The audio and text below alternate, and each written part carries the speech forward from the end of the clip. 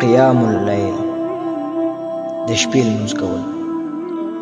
سعید بن المسیب رحمه الله وایي کله چې یو سړی د شپې لمونځ کوي، الله سبحانه وتعالی د ده په دې مخ کې یو خاص قسم رڼا اچوي، یو خاص قسم نور، او د دې نور د لاسه هر مسلمان دې سره محبت کوي.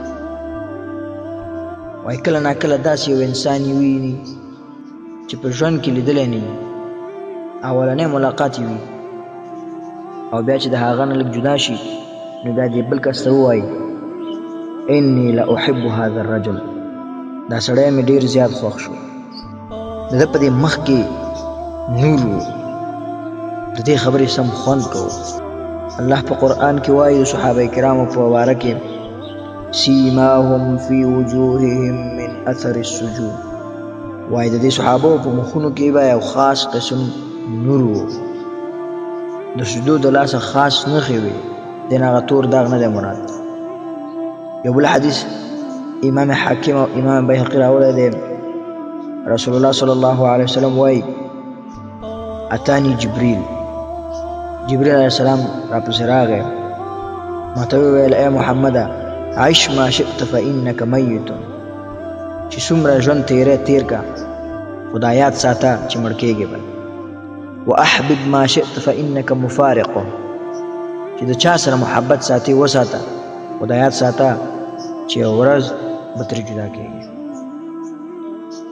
د پیسو سره کې، که د مور او پلار سره کې، که د ښځې سره کې، که د بچو سره کې، خو خدا یاد ساته چې یو ورځ به جدا کېږي ورنه.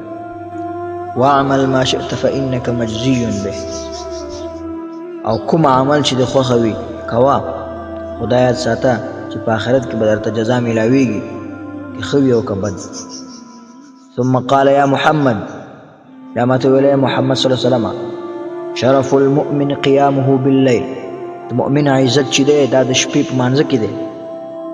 او بل حدیث کې وایي 3 کسان دي چې الله ورسره محبت کوي، او چې کله وګوري ورته خاندي.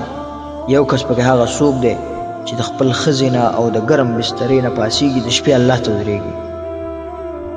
آخرنی حدیث چې امام بخاري امام مسلم راوړی دی، ینزل ربنا تبارک وتعالی، زمونږ رب هره شپه راکوزیږي د دنیا اسمان ته، کله چې د شپې د آخره حصه پاتې شي.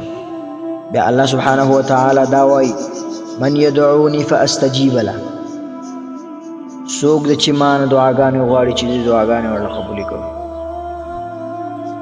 من یسألنی فاعطیه، څوک دی چې ما نه څه وغواړي چې زه ورله ورکړم. من یستغفرنی فاغفر له، څوک دی چې ما نه بخښنه وغواړي زه ورله بخښنه وکړم.